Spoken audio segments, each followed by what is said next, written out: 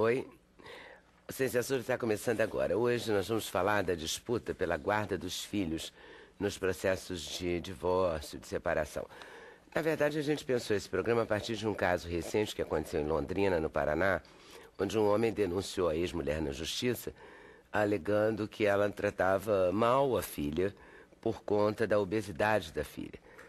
E o detalhe é que o pai também é obeso e a mãe em questão, que a gente não sabe se trata bem ou mal realmente a filha, mas alegou que toda a família tinha obesidade. Então a gente queria conversar sobre essa questão,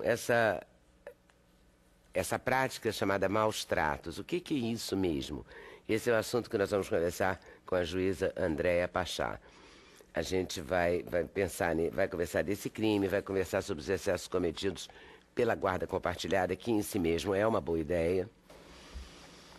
E a propósito também desse caso, a gente pensou em falar da obesidade infantil, que tem aumentado muito no Brasil, já é considerado uma epidemia pela Organização Mundial de Saúde. Então a gente chamou o endocrinologista Ailson Soares Gomes para falar da obesidade, que é um desafio que envolve mudança de hábito, atenção com a alimentação e também envolve a genética do paciente. Vamos esclarecer algumas dúvidas sobre a lei eleitoral. O juiz Jarbas Bezerra está lançando a 5ª edição do Manual Prático das Eleições. O livro traz informações sobre o registro de candidatos, propaganda eleitoral, inclusive em relação à internet, que é sempre um elemento novo, né? Ainda não está muito sólido, né, esse argumento da internet. Tem calendário, o livro com todas as datas importantes do período eleitoral. E vamos falar com campeões. Vamos conhecer o judoca Felipe Kitadai, medalha de bronze na Olimpíada de Londres. Aliás, a medalha de Felipe foi a primeira do Brasil nos Jogos Olímpicos desse ano. Foi conquistada no dia do aniversário dele. E ele vai falar da promessa que ele fez, que gerou um pequeno contratempo na Inglaterra. Ele prometeu não tirar a medalha do corpo até voltar ao Brasil. Acabou deixando a medalha cair na hora do banho. Mas conseguiu outra, não é? Novinho em folha. Consegui outra. Tudo certo. E temos outro medalhista numa outra área, mas campeão numa competição diferente, uma Olimpíada de Matemática. A Olimpíada da Comunidade dos Países da Língua Portuguesa. O estudante Daniel Santana Rocha ganhou a medalha de ouro na competição e teve um apoio fundamental do pai dele, Fernando Rocha, que acompanha a educação do filho 24 horas por dia.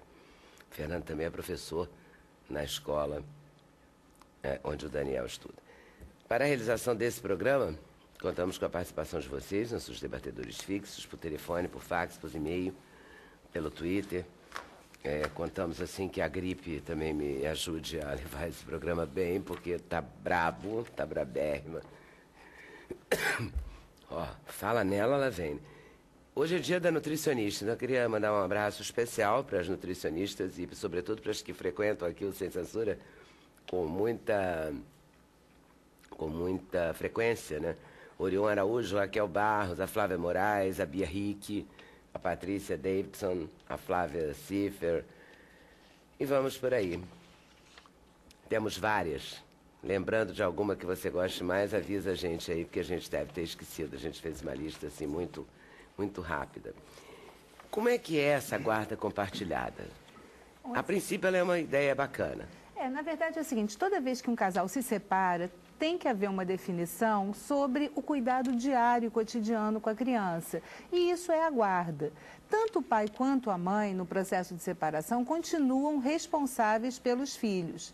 E há algum tempo começou a se construir no judiciário uma alternativa que era a guarda compartilhada. Embora os pais se separassem, a criança passava parte do tempo com a mãe, parte do tempo com o pai, e ambos eram responsáveis e continuavam responsáveis por todas as decisões sobre o cotidiano da criança. A escola, tratamento de saúde, e religião, e programação e lazer. E, no momento posterior, essa guarda compartilhada, que era uma alternativa e que vinha construída pelos casais, passou a ser lei. Então, hoje, o juiz deve oferecer como alternativa a guarda compartilhada. Na minha visão, sempre que possível, porque o interesse maior a ser preservado numa separação é o interesse da criança e do filho, Eu tenho observado, Leda, que os casais têm se unido e têm se separado com mais frequência. Felizmente, nós não temos mais o preconceito de uma separação, não temos mais a submissão da mulher a permanecer num casamento indesejado, mas as questões que começam a surgir a partir desses novos rearranjos dizem respeito à saúde física e mental da própria criança. Então, os pais precisam compreender, e sempre me assusta muito que isso seja delegado ao judiciário ou a uma terceira pessoa que não tem nenhum vínculo afetivo com aquele núcleo familiar. Os pais precisam entender que, mesmo separados, os dois continuam responsáveis pelos filhos, juntos, na mesma casa ou em casas diferentes. Mas parece que isso tem muito a ver com a maturidade, né, das pessoas. Eu acho que e com caráter também, né? Caráter e esclarecimento. Porque parece que tem coisas horríveis, né? Vocês que são juízes, eu já ouvi alguns relatos dramáticos de gente que mente dizendo que o pai abusou da criança, que não é verdade, é apenas para ter a guarda. Tem, isso já foi mais frequente. Agora existe uma legislação também, que é a legislação de alienação parental, que um dos pais que, de propósito, criar na criança uma expectativa negativa do outro, criar um afastamento, ele pode ser responsabilizado. Então, é uma série de conflitos que, em tese, seriam solucionados com muita tranquilidade se as pessoas conseguissem conversar. E nesse momento, parece que todo mundo corre para a justiça. É assim como se eu tivesse qualquer problema na vida e assim, o juiz vai resolver. E o juiz não resolve qualquer problema da vida. E havia antigamente, eu fico falando antigamente, parece que aquela coisa de quem vai ficando velho e tem saudade do antigamente. É porque é tudo muito rápido hoje, então antigamente foi ontem, né? As mudanças têm sido muito rápidas. Eu acho que é importante a gente ter um diagnóstico que, assim, antigamente era pior sob o ponto de vista de horizontalidade das relações, era muito mais autoritário, muito mais machista, muito mais perverso. Então a gente conseguiu avançar muito.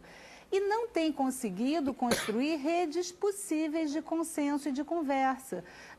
Ultimamente, o Judiciário tem se ocupado disso, inclusive com a possibilidade de utilizar a mediação nos conflitos familiares, que é tirar do juiz a responsabilidade da decisão e devolver às partes a responsabilidade que é deles. Então, o mediador trabalha tentando refazer os vínculos que foram desfeitos e quase que ensinando novamente as pessoas a conversar.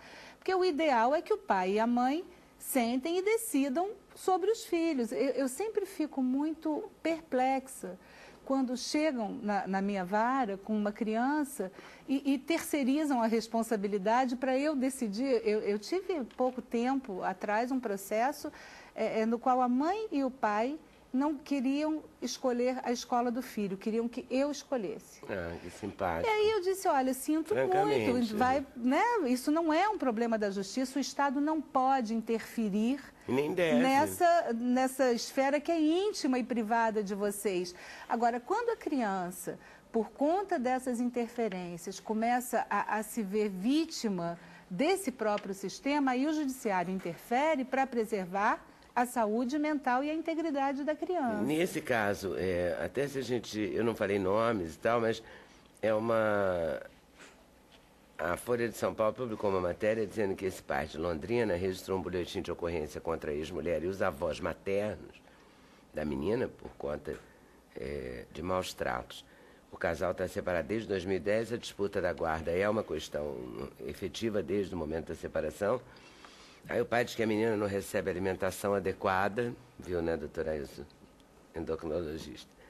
E por isso engorda, aos 6 anos ela pesa mais de 50 quilos.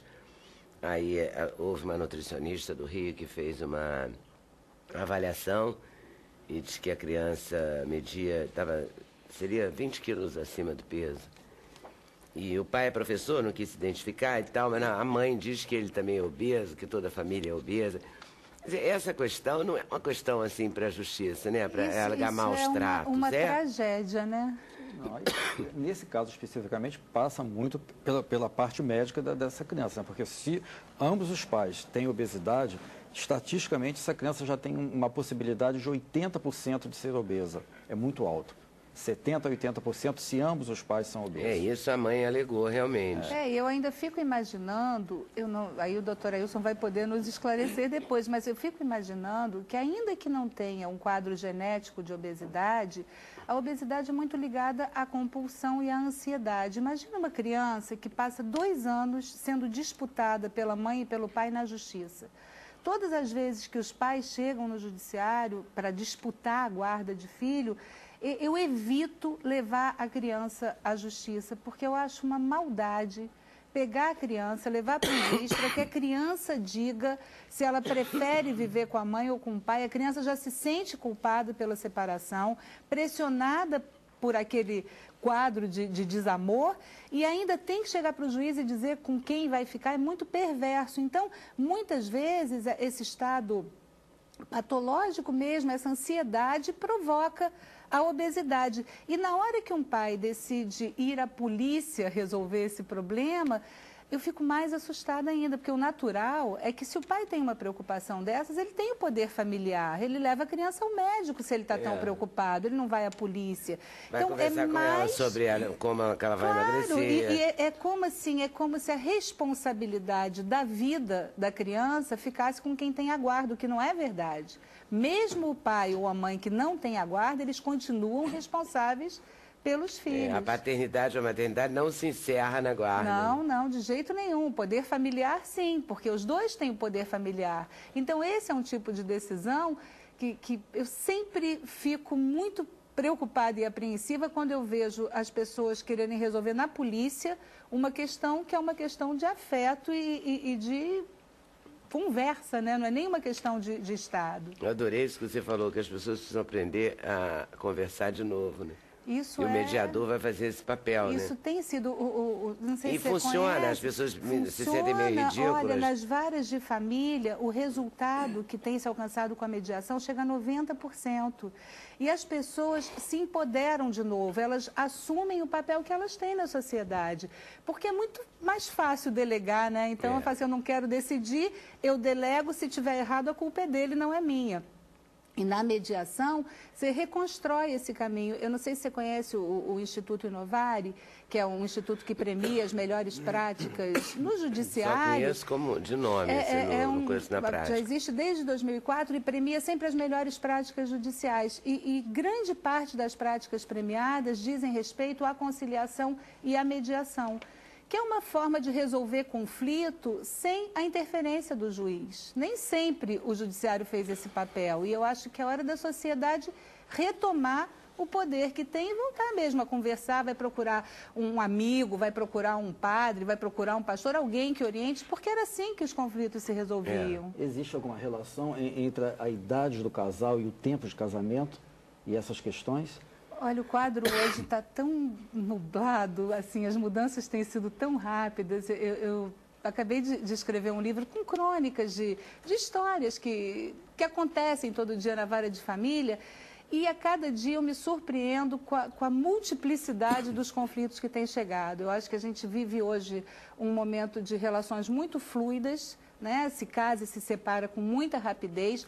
Os casamentos que eram sólidos e que você imaginava que ia ser até que a morte os separe, com o efeito Viagra, se transformaram em relações que também terminam. Eu tenho feito separações de casais com 40, 45 anos de casado, que era inimaginável há alguns anos. Então, isso tudo é um desafio para quem decide essas matérias. Não tem muita lógica mais. Os casais e as famílias têm se organizado de uma maneira muito diferente. A pesquisa do IBGE dessa semana é muito clara sobre esse assunto. São muitos arranjos familiares e muitos conflitos novos.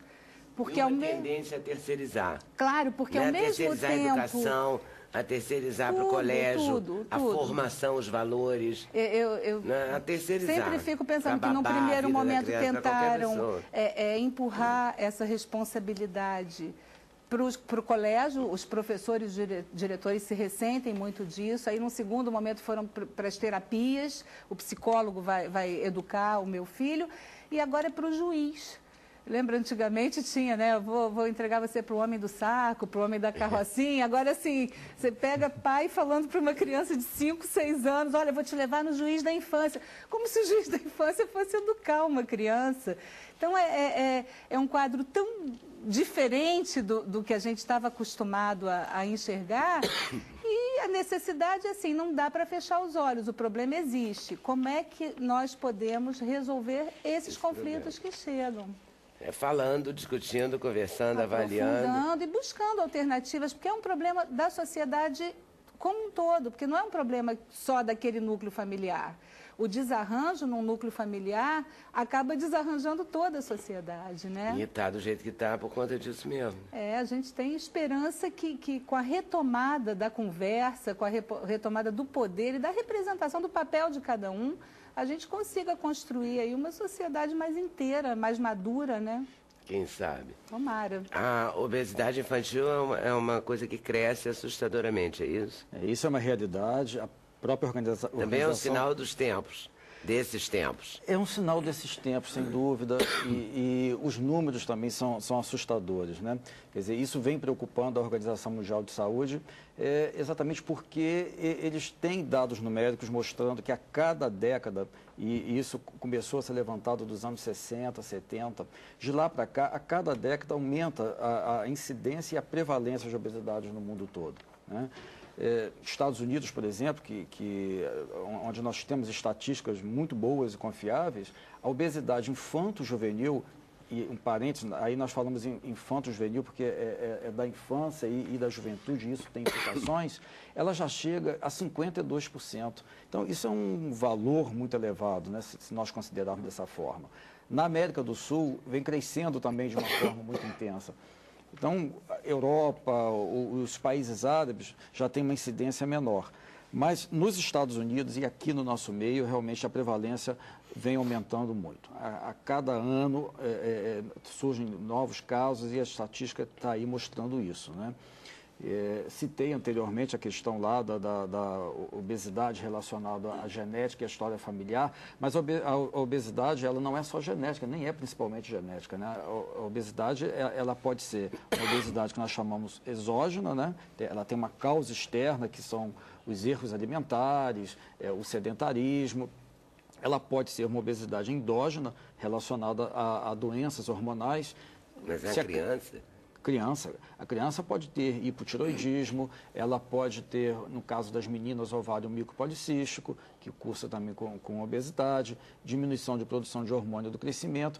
Existem várias patologias endócrinas que provocam obesidade, então tem que ser diagnosticado.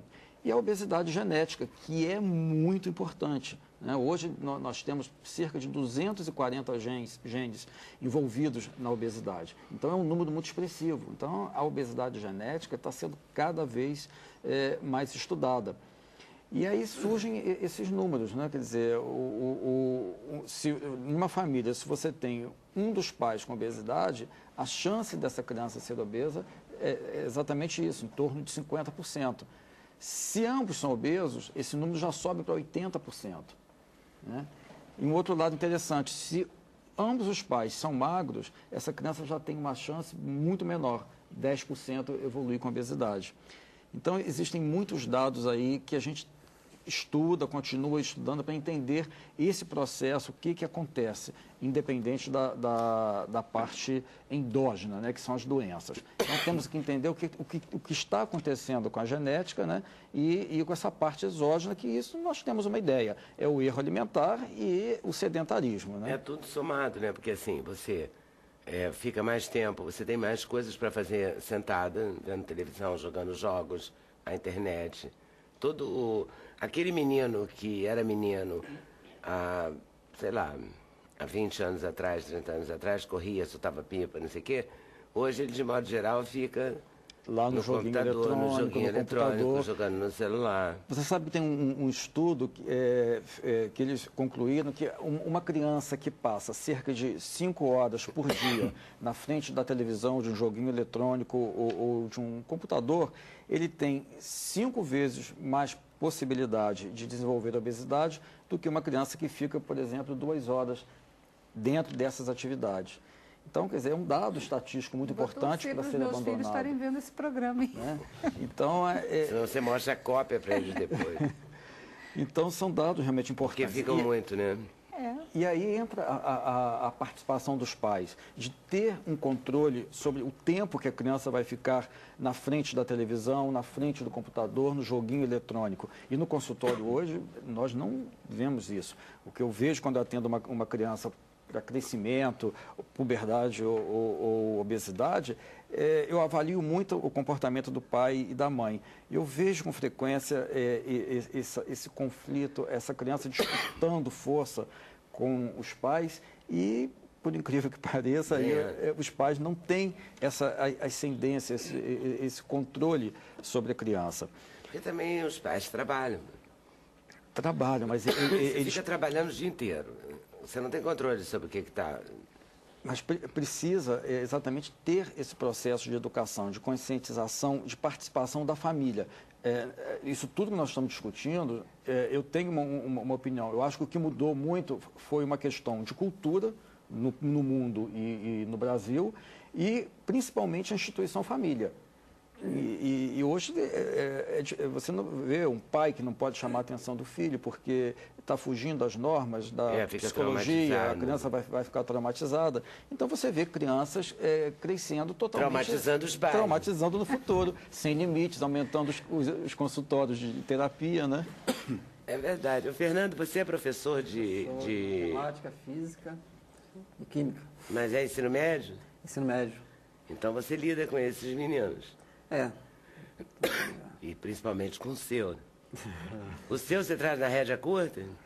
Olha só, ele não tem muita necessidade porque, assim, por exemplo, eu acho que a preocupação hoje dos pais, a primeira é a educação, estudo, né? Que hoje em dia é muito difícil a criança querer focar em estudo, né? Eles querem ir para a escola e voltar, né? Mas, assim, estudar. Então, assim, eu comecei a trabalhar com ele, estudar essa parte de educação muito cedo, né? Assim, mas você bota regras? Só pode ficar no computador tanto tempo, tem que estudar tantas agora horas? Não, porque ele também já não gosta, entendeu? Porque o que acontece? Ele está focado muito no estudo, que às vezes agora é o contrário. Daniel, dá um tempo aí no estudo, vai ver uma televisãozinha, vai ver um Simpson, entendeu? Mas já foi grudado na TV, na internet? Não, eu nunca fui viciado, assim, vou ficar aqui até ficar a noite inteira aqui. Nunca fui assim. Já fiquei jogando lá, mas eu nunca ficava assim, não conseguia ficar 3, 4 horas consecutivas. Então você nem tem esse problema? Não. Mas você sente essa questão da terceirização, essa coisa de empurrar para o professor, empurrar para o juiz, empurrar para o outro?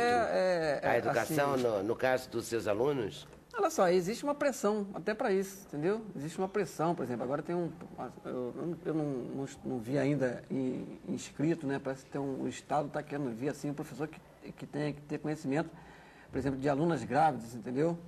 É uma coisa assim, vai sair ainda, entendeu? Eu não me informei ainda, legal, mas até sobre isso o professor ele tem que ter um acompanhamento. Ele tem que saber quais as alunas que estão grávidas, entendeu? Então, quer dizer, é uma pressão muito grande do setor público, né, para poder tomar conta dessas questões, entendeu? Os colégios também têm isso, por exemplo. O colégio, a mãe dele é adjunta de um colégio, é diretora adjunta. Então, eu vejo lá que ela tem que ficar olhando também, assim, por exemplo, tomando conta até de coisas assim que é de responsabilidade dos pais, dos alunos, entendeu? Então, estou empurrando, realmente, existe uma pressão muito grande para que os órgãos públicos tomem conta dessas crianças que os pais hoje não estão mais com essa característica de tomar conta, né? Professor, eu penso que todo mundo tem uma fatia de responsabilidade e de deveres, né? Essa questão realmente é muito importante, mas nós precisamos considerar que os alunos, eles passam grande parte do dia na escola. É uma instituição de ensino. Então, é muito importante o professor ser capaz de detectar um distúrbio de comportamento na criança. Se aquela criança está com alguma alteração de aprendizado, para poder exatamente chamar a atenção da família de que aquela criança está fugindo a um padrão de normalidade, vamos dizer assim. Então, nesse sentido, eu acho que a participação do professor é de extrema importância. Exatamente como um alerta, olha, essa criança está rendendo menos, não está prestando atenção, está desatenta. Então, nesse sentido, eu acho que é importante. Não, assim, isso é uma coisa natural, né? Porque, por exemplo, o professor mesmo, quando gosta da aula, né? A pessoa que gosta da profissão, isso é uma coisa bem natural. Agora, entendeu? tem uma história que eu ouvi uma vez que eu acho linda, que a gente devia aprender um pouco com os índios isso. Diz que os índios Craô, na tribo desses índios, todas as crianças são filhos e filhas de todos os adultos. Então, a responsabilidade pelo crescimento, pela educação, pelos valores, são de todos os adultos. Então, não é uma questão de uma família fechada, é uma questão de uma ampliação do núcleo familiar para que nós nos enxerguemos também como responsáveis pelo processo de crescimento, independente de ser Estado ou de não ser Estado. Eu acho que isso é um grande aprendizado. A gente pensamento coletivo. A gente tem tido dificuldade para lidar com esse coletivo, né? Você acha, doutor Jarbas? Eu sou magistrado também, colega de André, e estava ouvindo atentamente. Eu acho que eu concordo com ele pelo fato de que, como magistrado, eu vejo que hoje a omissão dos pais é enorme. Então, o Estado está com um encargo muito grande quando os próprios pais poderiam educar os filhos em certos momentos. Eu sou professor universitário. Até como professor universitário, em alunos de 17, 18 anos, eu vejo a omissão dos pais, que ainda são menores, né, de 18 anos, 17 anos. E quando o juiz no interior, não foi uma nem duas vezes. Eu recebi vários casos de pais que iam entregar a criança a mim como juiz da infância e da juventude, para que eu resolvesse, porque uma criança de 9 anos chegava em casa após as 22 horas e o pai não tinha autoridade de impor o horário limite para aquele aluno. Então, eu como juiz, eu era invocado pelos pais para que eu dissesse, como monarca, aquela criança, você tem que chegar em casa às 18 horas. Então, eu acho, e não tenho nenhuma dúvida, até na prática, acho que o doutor André até fez esse comentário aí, existe realmente uma coisa de que nós, magistrados, a gente pode resolver. Já peguei casos de separação, onde a mãe chegou para mim e falou, agora o senhor tem que dizer para ele, no caso o pai, que ele tem que amar o filho. Então, quer dizer, eu acho que esses conflitos, eles podem ser resolvidos dentro da família. E, em regra, a família inicial é pai, mãe e filhos, né? E há realmente uma omissão da família nesse sentido, e a soberba, muitas vezes, o professor, a soberba o médico, a soberba o juiz, a soberba o membro do Ministério Público. E muitas vezes a gente não pode, é totalmente inviável do ponto de vista psicológico, social, a gente resolver esse tipo de conflito. Até porque não é para resolver, né? Não é. Exato. Não é do cargo, né? Da liturgia do cargo. Não é. E cada dia cresce. Agora, a gente também não pode esquecer que o que tem mudado é a própria sociedade. A gente não vive mais numa sociedade que tem um núcleo familiar. Você tem uma sociedade de massa, que o tempo todo te obriga a consumir, a realizar teus desejos, a ser feliz. Então, nesse contexto de felicidade obrigatória, é quase você pedir para um pai ou para uma mãe serem heróis, educando os filhos com outros valores que não são os valores prestigiados por essa sociedade. Eu vejo um momento muito mais complexo, assim, não fico muito à vontade, falo assim, não, é só problema do pai, é só problema do juiz. Eu acho que é um problema do mundo que a gente vive que está mudando. A gente está precisando se adaptar a esse novo momento e com muita tranquilidade, porque senão, na tentativa de resolver, a gente acaba criando situações piores ainda, porque não dá para resolver problema de todo mundo, traz para cá que eu resolvo, não resolvo, aí fica uma frustração e piora o relacionamento. Por isso que é importante essa união de escola, família, reuniões com os pais, né? Coisa que hoje a sociedade moderna, até as escolas modernas, elas estão afastando os pais da escola, que é o contrário. Como a Andrea falou, eu acho que essa coisa macro, ela tem que ser exatamente unida em prol de uma melhor sociedade. Porque se não houvesse cada um que criar os seus conflitos e forem resolvidos de forma separada, vai se criar todo esse problema que nós temos. Vou pedir um intervalo e volto já para a gente continuar essa conversa. Sem Censura, um programa da TV Brasil.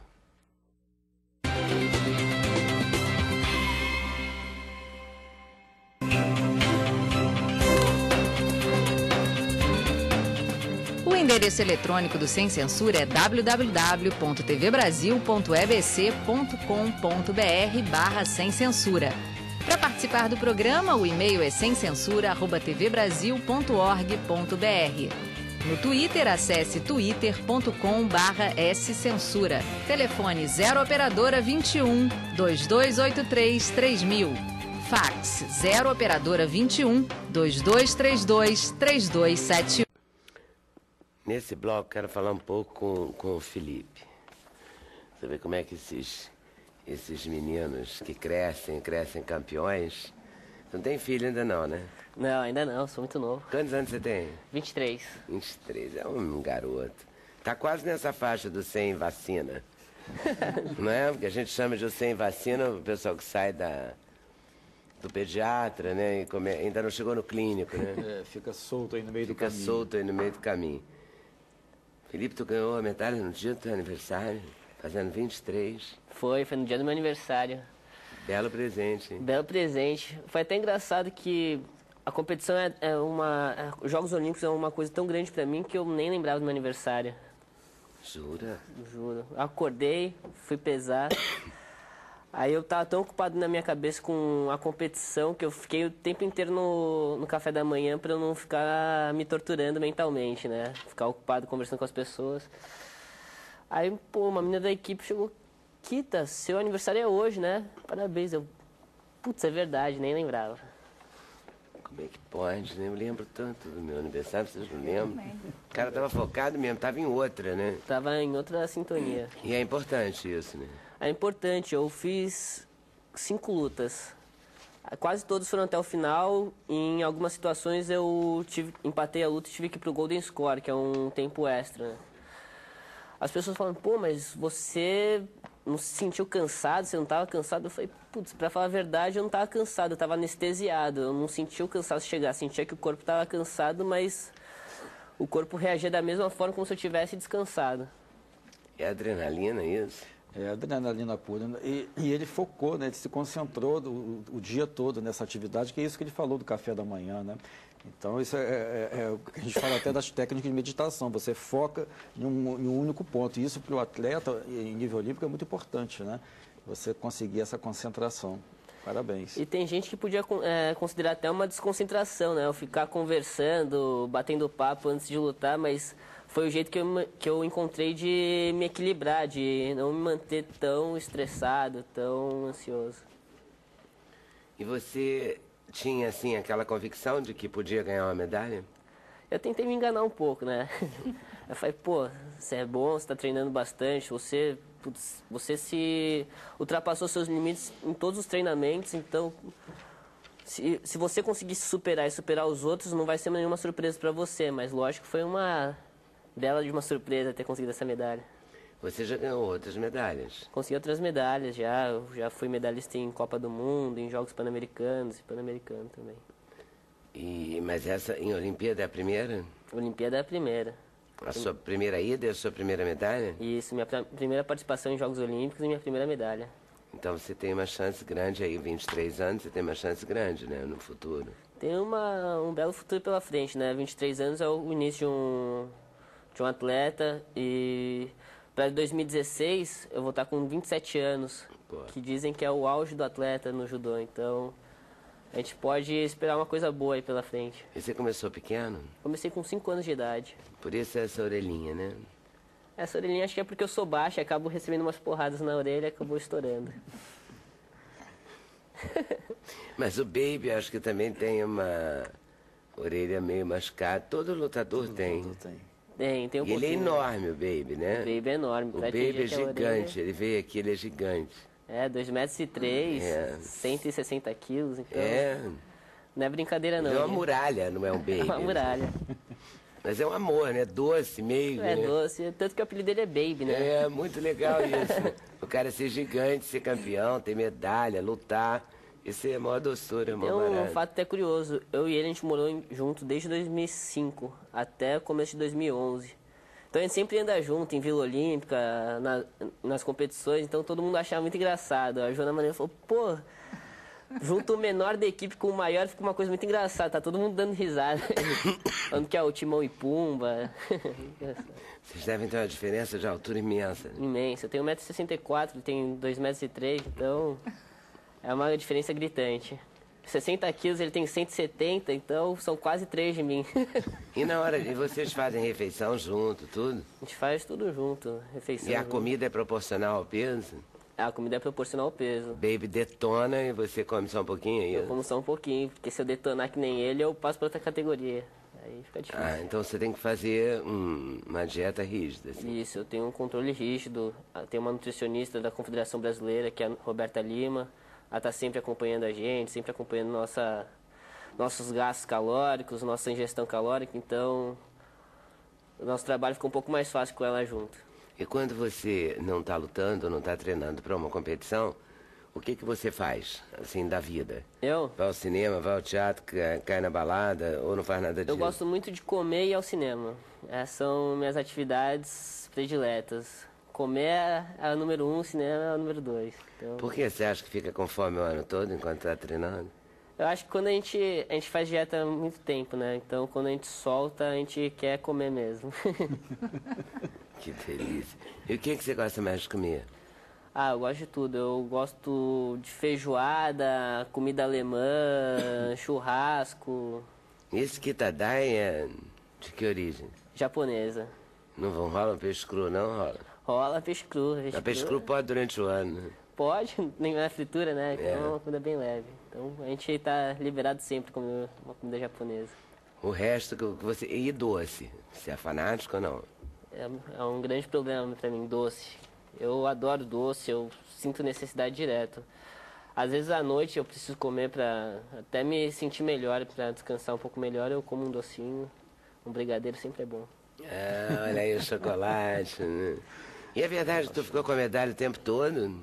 É verdade. Como é que tu deixou a medalha cair? Tu caiu no banho, é isso? Não, eu não caí. Porque é difícil eu cair, né? Pois é. Mas a medalha caiu mesmo. Eu me prometi que durante uma luta assim, tava muito difícil. Eu falei, pô, eu quero tanto isso daqui. Se eu conseguir ela, eu não vou largar até o final. Até eu voltar pro Brasil, eu vou ficar com ela no corpo. Vou tomar banho, vou comer, vou dormir, tudo. Eu terminei a competição. Aí eu saí pra uma maratona de imprensa. E acabei chegando na vila às 4 da manhã, comecei a tomar banho. Com fome. Com fome, comi, putz, me matei de comer. Aí eu fui tomar banho, né? Eu falei, pô, vou tomar banho com a medalha, mas eu não quero molhar ela. Aí comecei a tomar banho com uma mão, aí, pô, não ficou legal, comecei pra outra. Aí falei, pô, você gosta meio porco, né? Aí eu mordi, deixa eu usar as duas mãos. Só que ela é muito pesada, tá até aqui, se quiser ver. Quero. Aí caiu, e caiu e bateu a haste dela. Na hora que bateu, já vou pra longe. Me deram até uma capinha anti-choque. Te deram uma capinha? Ah, a capinha todo mundo ganha. Pode puxar. É, mas ninguém trouxe com essa caixinha. É que eu Pode tô tirar tomando daqui, um cuidado especial agora. Ah, porque agora tá morrendo de medo. Quebrou isso aqui, não é? Isso. Isso aqui, ó. Que é a haste, tá vendo? Mas é linda a medalha. Pesada pra caramba. Muito pesada. Que loucura também tomar banho com isso pendurado. Ah, não foi pendurado. Se fosse pendurado, não tinha caído. É, foi na mão, foi Foi na pior, mão, né? foi no segurando. No dente, olha o dente. Perigou ir pro dentista e gastar uma fortuna. É. Né? Mas é linda a medalha. Você ficou todo bobo. Sua família também? Putz, eu tô bobo até agora com ela. Realmente foi uma grande surpresa. Eu treinei muito pra isso, mas a gente sabe que a disputa é grande, né? São os melhores do mundo ali brigando. É um evento a cada 4 anos acontece, então o desejo de todo mundo conseguir essa medalha é muito grande. Então, é uma Mas você surpresa. foi parar no judô porque você era agitado. Também era agitado, mas eu saía do colégio, com 3, 4 anos, eu saía e ficava assistindo meu irmão treinar, meu irmão mais velho. E sempre quis invadir o tatame, mas eu sempre fui muito pequeno, muito magro, então não deixavam entrar, né?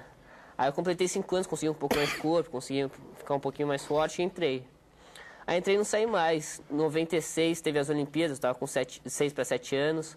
Eu vi o Henrique Guimarães ganhando uma medalha de bronze, eu falei, putz, esse negócio é lindo, cara. Eu apaixonei pelas Olimpíadas, falei, pô, eu quero isso, pai. Meu pai me ajudou, me levava a treinar em vários lugares durante a semana. Já desde pequeno já treinava todo dia, mas não desde 7 anos, mas a partir dos com uns 10 anos já treinava todos os dias.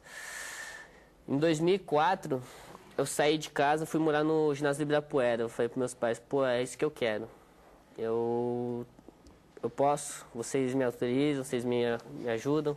Eles, claro, se é isso que você quer, eu quero ver você feliz. Aí também tem uma grande incerteza na vida, né? Que é quando você está terminando o colégio e tem aquela transição de colégio, faculdade, ou colégio vai trabalhar, porque você acaba deixando de ser menino para ser homem. Então você quer ajudar seus pais, quer ajudar em casa, quer botar dinheiro em casa, quer dar um retorno para seus pais, né? E essa foi uma fase difícil para mim. Eu tive que contar bastante com eles e eles foram muito legais comigo. E eles fazem o quê? Meu pai, ele tem uma vasta formação. Ele é formado em Direito e Administração, mas o amor dele, depois disso, virou dar aula de judô. Ele se formou em Educação Física ano passado. E minha mãe é administradora de empresa. Aí eles falaram, pô, se é isso que você quer a Seleção Brasileira, medalha olímpica, não vai ser depois de uma faculdade que você vai conseguir agora, e depois você volta, estuda e ajuda a gente em casa. Estavam certos. Foram muito bacanas, hein? Senão a gente ia ficar com 16 medalhas no quadro geral de medalhas das Olimpíadas. Ainda bem que eles deixaram, né? Ainda bem. E você está com a maior esperança de bombar em 2016. Estou com esperança, quero treinar bastante, conseguir mais uma medalha pra gente. Tomara que eu suba um degrau a mais, né? Evoluo um pouco. Mas se conseguir mais uma dessa, não tem problema, eu vou ficar muito feliz do mesmo jeito. Claro, e você mora onde, Felipe? Moro em Porto Alegre atualmente. Eu sou de São Paulo, mas no final de 2010 para 2011 eu recebi uma proposta e um convite da Sojipa para me transferir para lá, voltar para lá e morar lá. Então, estou morando lá desde 2010. E entre um churrasco e outro? E entre um churrasco e outro eu treino. Muito bom. Vou voltar aí daqui a pouquinho, tá? Para.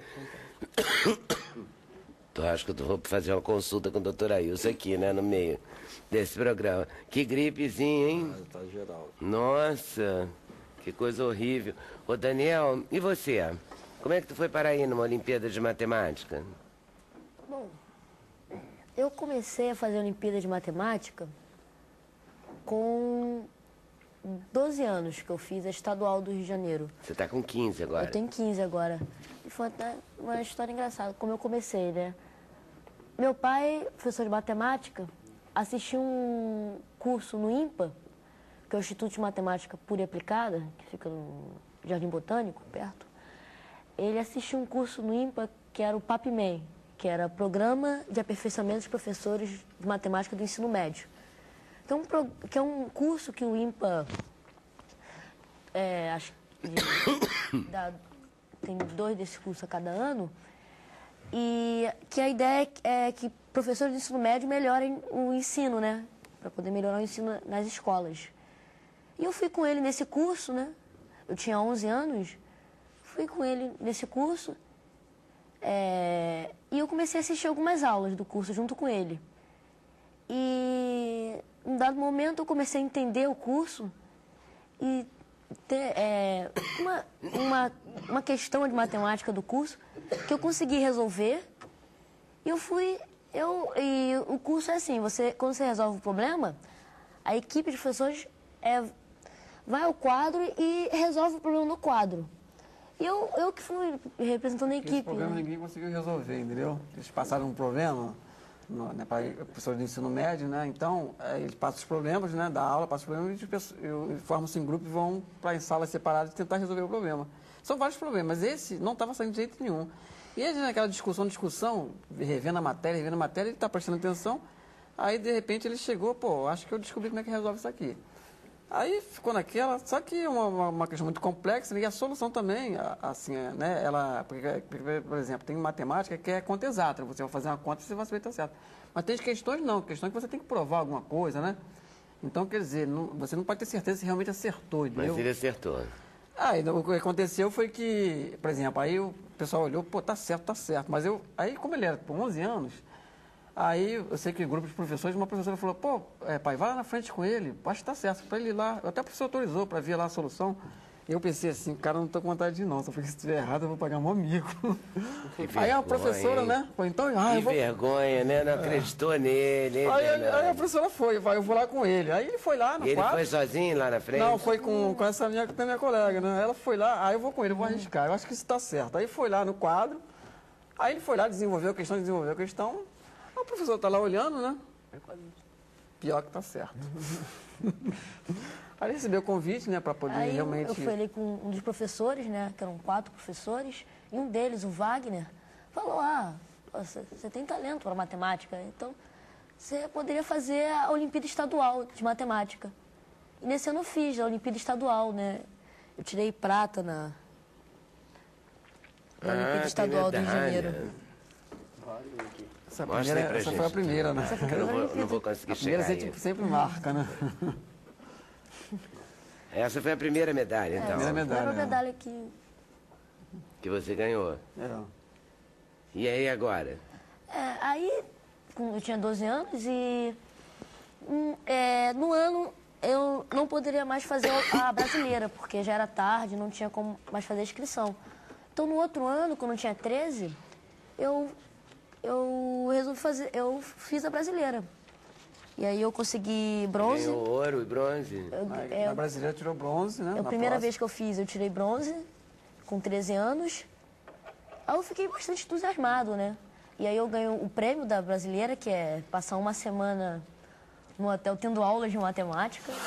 Ah, que delícia esse prêmio, hein? É o prêmio da Olimpíada Brasileira. Não é? Eu passei Mas você uma- adorou, né? Então o prêmio muito tá legal. certo. Me presta a de bronze e depois a de ouro, né? E eu Essa passei aqui que deu uma semana no hotel aprendendo matemática. Mas dá pra dar um mergulho na piscina, fazer alguma coisa? podia. Ai, que Eu preferi bom. ficar assistindo aula, mas... Você foi à piscina ou ficou só assistindo a aula? A Semana Olímpica é um local muito interessante, que a gente se reúne com várias outras pessoas que compartilham o mesmo interesse que a gente, né? O mesmo interesse em matemática. E só essa convivência já é muito legal. Várias pessoas já que gostam de matemática também, muitos professores muito bons. E só essa Mas convivência esse é muito prêmio legal. é só para aprender matemática? A Não Olimpíada... diverte nada, porque você é muito jovem. Não, essa é a nossa diversão. Não vê nem um Simpson, como disse seu pai. Não, eu gosto, Você gosta de matemática? eu gosto de Ô, matemática. Daniel, mas deixa eu ver a medalha de ouro. Aí no outro ano, A de ouro é que foi esse ano? de ouro foi ano passado. Essa aqui de matemática, né? Que essa aqui é... Aí Brasileira. no próximo ano eu tiro ouro na brasileira. E nesse ano, né, que eu tirei ouro no Brasileiro de Matemática, eu comecei a ficar bastante empolgado com as Olimpíadas e resolvi fazer a Brasileira de Física. Aí nesse ano eu tirei ouro na Brasileira de Física. Tirou física também. Meu Deus, o garoto é ouro a beça. É ouro na matemática, é ouro na física, vai por aí. E esse ano... Teve Ah, tem também outra? Tem várias, né? É mesmo? bastante, tem as Tem outras. física também, que é um Aí, torneio. esse ano agora, eu fiz a de Física Experimental Brasileira, que é uma física que ela quer que o aluno fique mais no laboratório, fazendo experiência. Então, eu tirei bronze na Olimpíada de Física Laboratório. E esse ano eu fiz a minha primeira internacional, que foi a Olimpíada de Matemática da Comunidade de Expressão em Língua Portuguesa, que a gente chama de lusofonia, que é em todos os países que falam português. Essa é a mais recente. Essa é a mais recente. E essa é de ouro. É de ouro. Então o garoto é todo medalhado. E aí faz o quê? Guarda numa caixa? Você guarda onde na sua casa tantas medalhas? Estou numa caixinha. Porque com 15 anos você vai conquistar muitas, né, ainda na vida. Esse ano eu estou fazendo... Eu participando de mais 3 Olimpíadas, que é de novo a Brasileira de Física, a Brasileira de Matemática, e esse ano eu participei da Brasileira de Ciências. E todas elas, o prêmio, né, além de a Brasileira ter um prêmio, uma semana no hotel, também tem outro prêmio que é a seleção para internacional. Você ir para a Internacional Matemática Geral, a Internacional da Física, a Internacional de Ciências. Então, todas essas o objetivo maior é ir para a internacional. Não falei que tu vai precisar de uma parede para pendurar isso. Tem que arranjar mandar fazer uma caixa, né, de acrílico para fazer um medalhão aí, né? Tem muita coisa para fazer, né? Física, matemática, física, Ele faz ciência. Olimpíadas, ele estuda para matemática, física, química e biologia. Agora, esse hotel divertidíssimo, que as pessoas ficam só aprendendo matemática, você vai ter de novo? Todo ano, os ganhadores Todo ano da você UBM, ganha isso. todos os medalhistas e as menções honrosas, dependendo da situação, podem ir. Estão convidados aí, né? Tudo pago, o hotel, a viagem, e elas passam uma semana no hotel se divertindo, né? Conhecendo pessoas com o mesmo interesse e dando aulas de matemática. Daniel, tem muita menina ou só menino que ganha essas medalhas? Então, a Olimpíada Brasileira de Matemática, ela tem mais meninos que meninos. E é uma proporção grande, assim. Mas, de fato, aparece bastante meninos. Teve a Maria Clara, ela foi para a Internacional de Matemática agora. Ganhou menção rosa esse ano. Então, tem várias... De fato, sempre aparece um... Mas os meninos dominam. Dominam. A maioria é de meninos. Tá certo. Agora, eu estou impressionada com esse hotel. O hotel é bom? E dá para fazer alguma coisa? Porque mesmo, por exemplo, jogador de futebol adora jogar bola. Quando está de férias, joga futebol. Eu entendo essas coisas. É mais ou menos o que você está dizendo. Fica ótimo no hotel, porque todo mundo gosta de matemática, você também gosta, então vocês têm que conversar e tal. Mas não dá vontade de fazer alguma coisa Não, assim? no hotel a gente tem várias atividades. a gente vai Pode na jogar um piscina. ping-pong, sei lá, Não, entendeu? sempre. Né? E ao se ver um filme, pode? Não, sempre. E a comida é boa? A comida é sempre boa no hotel. É O sempre um hotel nosso de Felipe fato. ia ficar arrasado lá, né? Você deve poder comer tudo, que ele é sequinho, né? Magrinho, não é, doutor Ailson? Ele é o oposto astral desse negócio de obesidade infantil, né? Ele está bem. A genética ali está boa. A genética dele é boa, teu pai também. Tua mãe também é magra? Mais ou E tua mãe menos. gosta de matemática?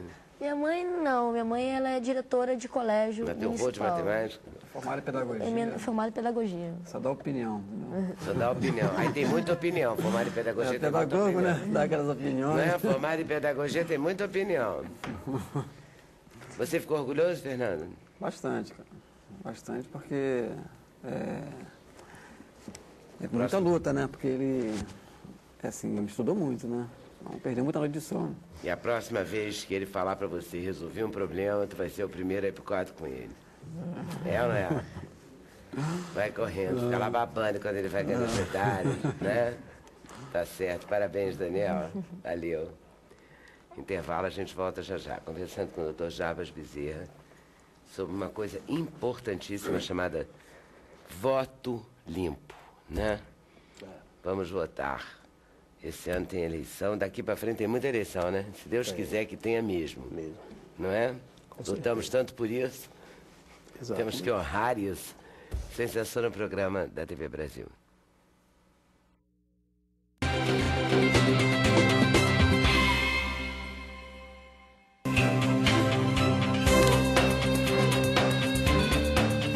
O endereço eletrônico do Sem Censura é www.tvbrasil.ebc.com.br/sem censura. Para participar do programa, o e-mail é semcensura@tvbrasil.org.br. No Twitter, acesse twitter.com/scensura. Telefone 0 operadora 21 2283 3000.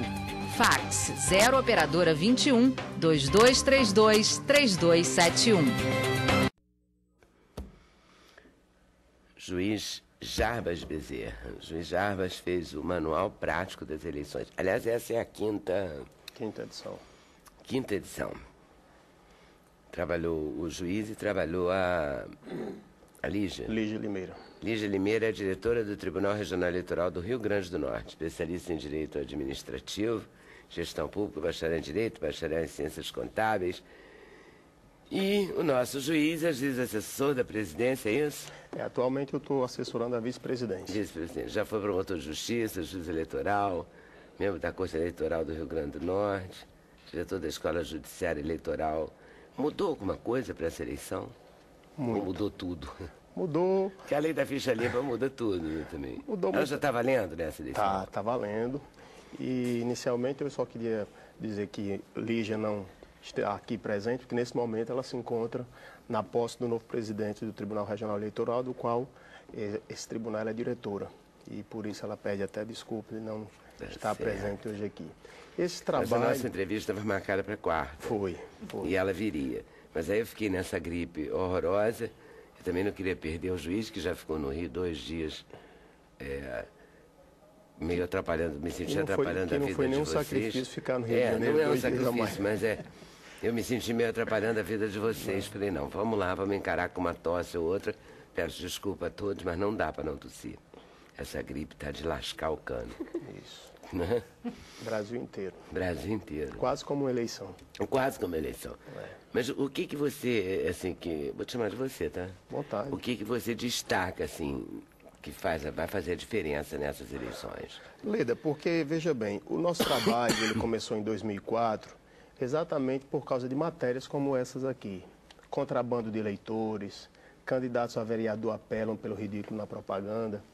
E exatamente essas matérias, que são matérias nacionais, que a gente tentou iniciar esse trabalho, que nós temos todos os volumes aqui, desde 2004, 2006, 2008, 2010 e agora o 2012.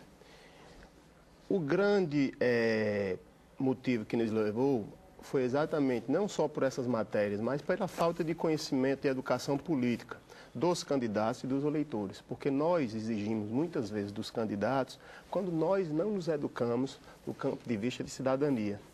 Quando a gente estaciona na vaga do idoso, quando a gente passa na fila na frente das pessoas, do cadeirante. E então o nosso intuito é esse. A pergunta que você fez com relação a gente, sobre o que seria de mais importante nessa mudança dessas eleições seria o ficha limpa. Eu acho que essa frase que nós colocamos aí nessa bolsinha do lixo, vote limpo, que é uma frase que ela se iniciou no Brasil há alguns anos atrás, 1 milhão de assinaturas veio aprovar a lei da ficha limpa e que a ministra Carmen Lúcia, que hoje é a presidente do TSE, está fazendo um trabalho junto ao TSE, que por sinal, segunda-feira, ela tomou uma decisão inédita monocraticamente, foi com relação à questão dos gastos de campanha, ou seja, se você abrir o site do TSE, o www.tse.jus.br, você vai ver essas doações onde está sendo obrigado a identificação. Isso é uma coisa que é louvável. É um avanço extraordinário. Extraordinário. Ou seja, hoje o servidor público, no portal da transparência, é divulgado o salário dele. Por que não quem doa se saber? Então, isso é de suma importância. Então, essas inovações... A ministra Carmen Lúcia é muito séria. Seríssima. Realmente. E ela está fazendo um trabalho belíssimo. Trabalho excepcional. E essa lei da ficha limpa, lógico que nós brasileiros, temos um sangue latino, nós queremos a coisa de imediato. A gente não vai mudar esse perfil que nós temos atual em 50 anos. A gente vai mudar talvez isso em 100 anos. Não é ser pessimista. Mas eu tenho 22 anos de magistratura, comecei a presidir a eleição aos 22 anos de idade e vejo como o país mudou. Então, se a gente for ver, a cidade do Rio de Janeiro está me impressionando com relação à limpeza das propagandas eleitorais. Eu estive aqui alguns anos atrás, quando era permitido poste, era um absurdo isso. Nós estivemos aqui em 2004 para falar sobre isso e como mudou. Então, às vezes, a gente olha e desacredita, diz, não, o Brasil não muda. Muda. Eu, como profissional, doutor André, testemunha, pertence ao CNJ, sabe disso. Isso é muito bom e tem que ter a participação não só dos candidatos, mas de nós, cidadãos. Que às vezes a gente exige, mas nós não cumprimos com a nossa parte. A gente nem lembra quem votou na última eleição. Se perguntar, a gente também faz tudo distraído. Isso. A culpa é nossa também.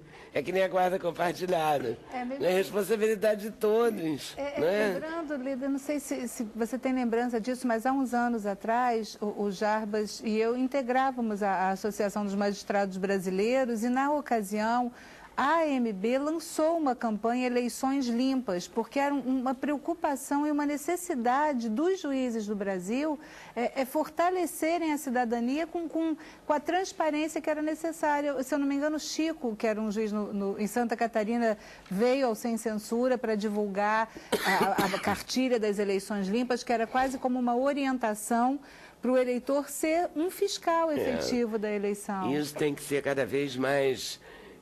como as pessoas dão cada vez mais voltas, Isso. não é? Ou procuram dar volta, a gente tem que ser cada vez mais atento, né? É um jogo. Isso. Vamos jogar esse jogo, né? Mas eu acho que a gente está mais perto, não é? E na época, em 2004... Mesmo que leve mais 100 anos. Mas um dia tem uma perspectiva, né? Acho que agora a gente tem uma coisa mais concreta. Terão realmente um país bem diferente do que o nosso. Então, isso a gente vê que isso é um estudo mundial. A gente não pode, em 500 anos, a gente ter passado por uma ditadura, em 25, 30 anos, você conseguir fazer com que todo mundo seja educado politicamente. E a nossa meta foi essa em 2004.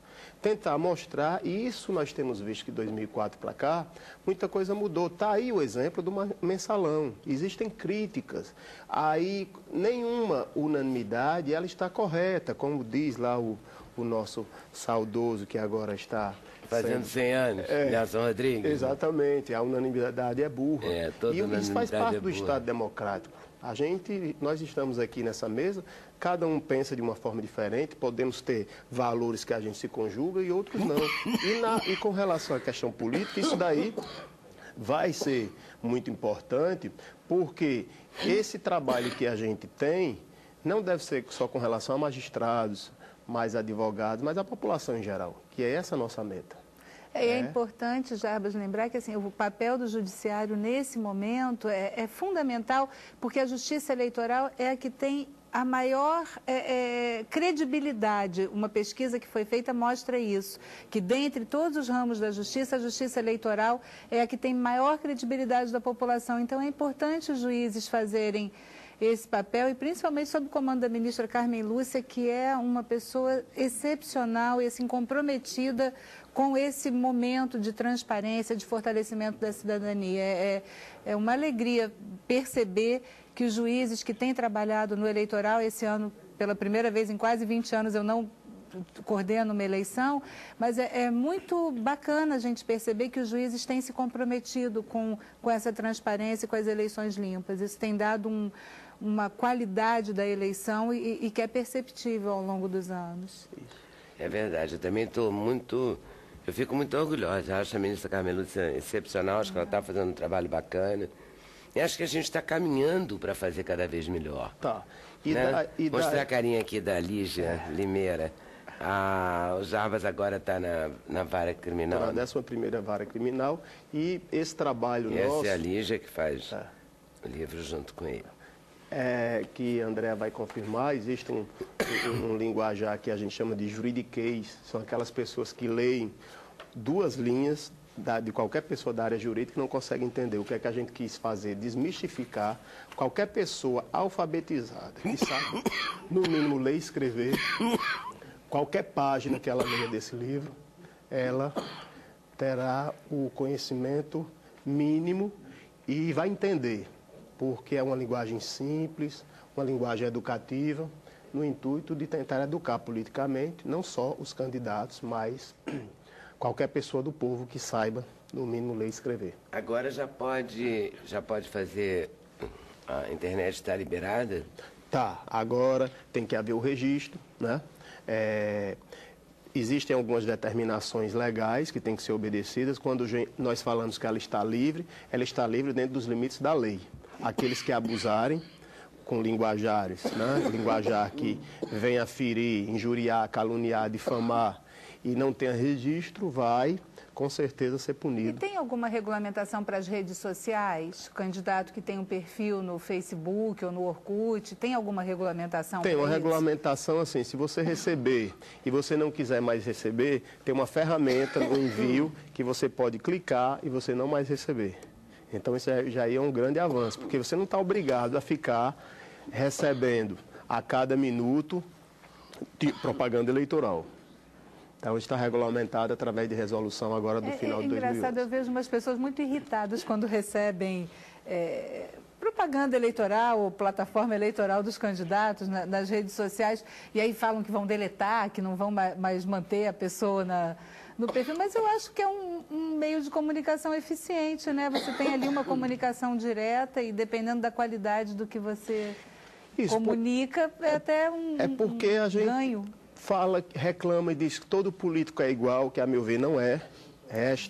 Cada um de nós fazemos a sua pesquisa, do seu perfil, do seu trabalho, junto ao Parlamento Nacional, Estadual, Municipal, e quando nós recebemos programa de algum que a gente quer deletar, então é uma coisa contraditória. Eu acho que isso faz parte do jogo democrático, a gente tem que aceitar, e daí a gente está se educando politicamente. Eu acho também que, já que tem uma ferramenta que você pode deletar a pessoa, tirar aquela propaganda da sua página do Face, ok, não, você tira e pronto. Agora, eu acho que essa coisa de falar de eleição, de discutir quem é o candidato que você vai votar, qual é o currículo dele, que ele fez, que falcatrua ele está metido ou não, entendeu? Isso é muito importante, porque senão você também, o voto é limpo se você votar limpo. Isso. Também, né? Sua nós parte temos, feita. O brasileiro ainda não se conscientizou que a maior arma que ele tem é o voto. E se nós nos educarmos politicamente com relação a isso, a gente vai melhorar. E é uma surpresa, né, que você vê assim, quando você pesquisa o percentual de pessoas que apoia as eleições limpas e a ficha limpa é o percentual altíssimo, quase 100% dos entrevistados apoiam a lei da ficha limpa. E aí, na hora de votar, você vê candidatos condenados, às vezes não condenados pelo segundo grau, mas já condenados, e que são reeleitos diversas vezes com o mesmo percentual das pessoas que pretendem as eleições limpas. É como se o culpado fosse sempre o outro, né? Porque na verdade as pessoas não levam a sério. E quantas pessoas Eu acho que ainda não levam a sério o suficiente. Eu acho. Quantas pessoas foram precisas morrer nesse país para que a gente chegasse nesse estágio? E hoje as pessoas estão invocando o voto branco e o voto nulo. Quando você hoje tem a oportunidade de tirar um mau vereador, um mau prefeito, um mau deputado, estadual, federal, até um presidente da República. Você tem essa arma e você não sabe utilizar. Então é de suma importância, volto a repetir, essa questão da educação política. E o desencanto com a vida pública também é histórico. Ao mesmo tempo que as pessoas querem que melhore, estão acostumadas a ver o sistema engolir as pessoas que são bem intencionadas, que querem mudar, que querem melhorar. Mas eu acredito, sinceramente, que se a população perceber o poder que tem na condução de um processo eleitoral, seguramente o sistema pode, pelo menos, balançar e aprimorar um pouco, né? Certeza. Tem a maior fé, leva a maior fé minha. Vamos falar disso, vamos pensar nisso. Pensar na hora de votar. Isso é papo brabo, isso. Esqueci que eu votei para vereador. Como assim? Não, o político vai estar mais perto de você, não é? Que você pode reivindicar coisas, cobrar dele ação, não para você, mas para o todo, para o coletivo. Importantíssimo. Intervalo, a gente volta já já. Sem Censura no programa da TV Brasil.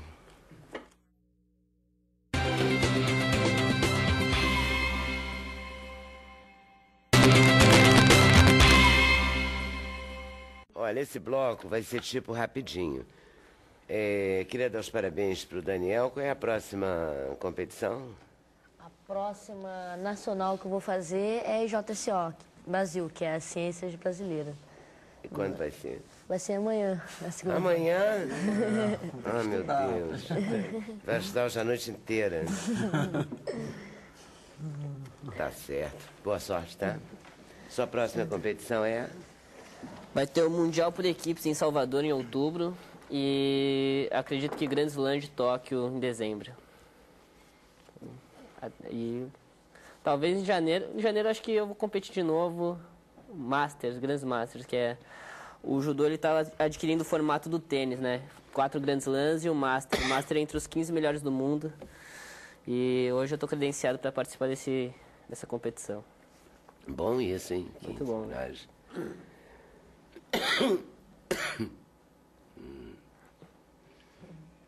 E se você estiver gripado, você pode lutar? Ah, se eu estiver gripado, eu vou lutar de qualquer jeito. É o que eu mais quero. Você não vai gripar, você vai lutar sem gripe. E vai ganhar. E vem aqui com a medalha. Parabéns, tá? Doutor, cadê o livro? Tá aqui. O livro, você acha que atende a escola, atende a criança, atende a adulto, atende professor? Todas as pessoas que saibam, no mínimo, ler e escrever, alfabetizados, terão acesso à leitura e vão entender com certeza. fala das fiscalizações, né? Da fiscalização da Tudo, da eleição. propaganda eleitoral, dos recursos de campanha, arrecadação, prestação de contas, propaganda eleitoral, calendário eleitoral, tudo que o cidadão necessita ter conhecimento mínimo sobre as eleições no país. Bom, para os contadores também. Também. Que vão ter que fazer as contabilidades das doações, não é? Com certeza. Doutora Lúcia, eu tinha separado aqui uma matéria da Folha sobre a criança gorda e tal. E há uma tese defendendo que o hábito familiar estimula o problema. Claro, ninguém engorda numa casa em que não há bolo, doce, né? Não tem, né? Não, sem dúvida. Mas também não é só a coisa da comida, né? Não. Obesidade é multifatorial. São muitos fatores envolvidos. Tem essa questão genética, que é muito importante, que eu comentei anteriormente. Agora, Leda, o comportamento, o hábito familiar é muito importante em termos do preparo e da prevenção da obesidade, né? Quer dizer, a família estimular o jantar à mesa e não em frente da televisão, aproveitar esse momento do jantar para conversar, para resolver problemas da criança no dia a dia, saber como vai montar um cardápio, uma refeição, não usar o alimento ou a refeição como uma moeda de troca, né? Como prêmio ou punição. Então, existem muitos fatores que são extremamente importantes. Por exemplo, desestimular a mãe ou o pai com aquela história, olha, nós vamos ficar contentes com prato limpo, tem que ficar prato limpo. Não tem que ficar prato limpo. Tem que ficar aquilo que a criança tolera. O prato limpo é uma estimativa do adulto. É um pensamento presuntivo dele. Eu acho que essa é a quantidade ideal. Então, tem que deixar o estômago e o cérebro da criança dar um limite a essa quantidade, que se ultrapassar, aí sim eles devem interferir. Então, são muitos fatores em que a família deve estar atenta, né? A composição do alimento, principalmente, o que vai colocar à mesa, né? Quer dizer, os alimentos saudáveis. No colégio também, em relação às merendas, que a gente vem lutando muito, né? Quer dizer, a criança não tem essa capacidade de discernimento do que é bom e do que não é. Ela vai pelo prazer, pelo sabor, mas não pela necessidade. Então, é um fator também muito importante. E a atividade física, sem dúvida alguma, é de igual importância com a prevenção da obesidade. E lembrar que a obesidade, na criança, ela vai repercutir, não é naquele momento, é lá na frente, na idade adulta, né? As crianças com obesidade, 40% vai evoluir para a adolescência. E se chegar na adolescência com obesidade, 80% vai se tornar um adulto obeso. E aí a resolução disso na idade adulta, dessa obesidade que começou lá atrás, é muito difícil. Então, hoje, nós temos que pensar na medicina, a obesidade, desde o momento da gravidez, a infância e a adolescência. Então, tem que alertar os pediatras, os pais, em relação à orientação dessa criança, né? Estimular o aleitamento. As crianças que deixam de amamentar precocemente, elas começam uma alimentação artificial de forma precoce. Então, já começa a desequilibrar, coloca uma cota de farinhas, de carboidratos mais precocemente. Então, isso estimula o metabolismo daquela criança num grau mais elevado de necessidade desses carboidratos.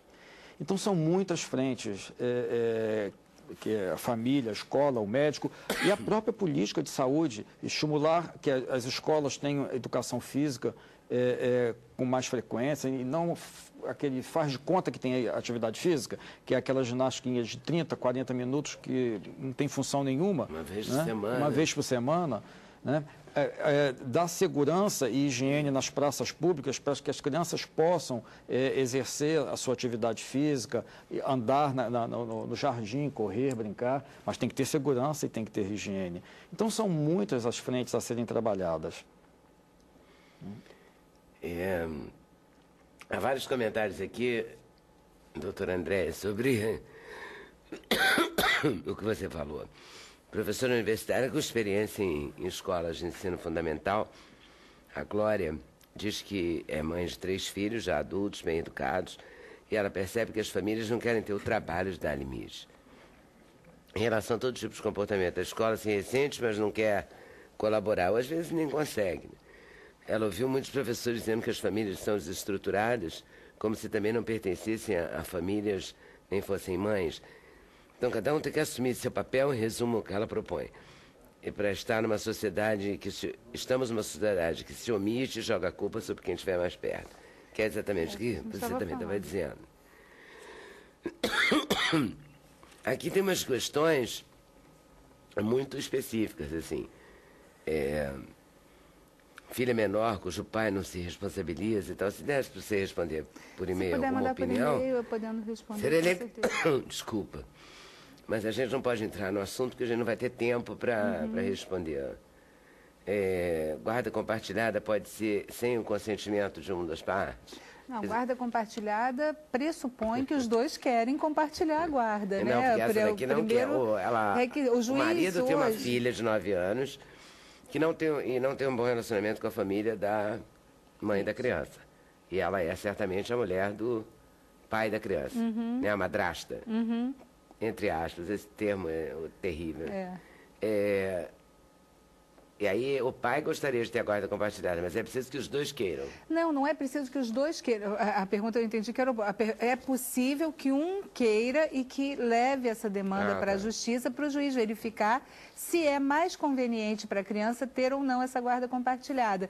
E essa guarda compartilhada precisa mesmo ser exercitada, repensada nesse novo contexto, porque não é mágica. A guarda compartilhada não vai resolver os conflitos que estão atrás do problema da criança e normalmente não tem a ver com a guarda, tem a ver com o casal. Mas vamos tentar ficar mais adultos, então, né? Por favor. Obrigado a vocês por terem vindo, super valeu. Peço 1000 desculpas pela tosse, mas é inevitável. Eu espero melhorar para segunda-feira estar melhor aqui, ok? Então, boa tarde, boa noite. Até segunda, se Deus quiser. Valeu.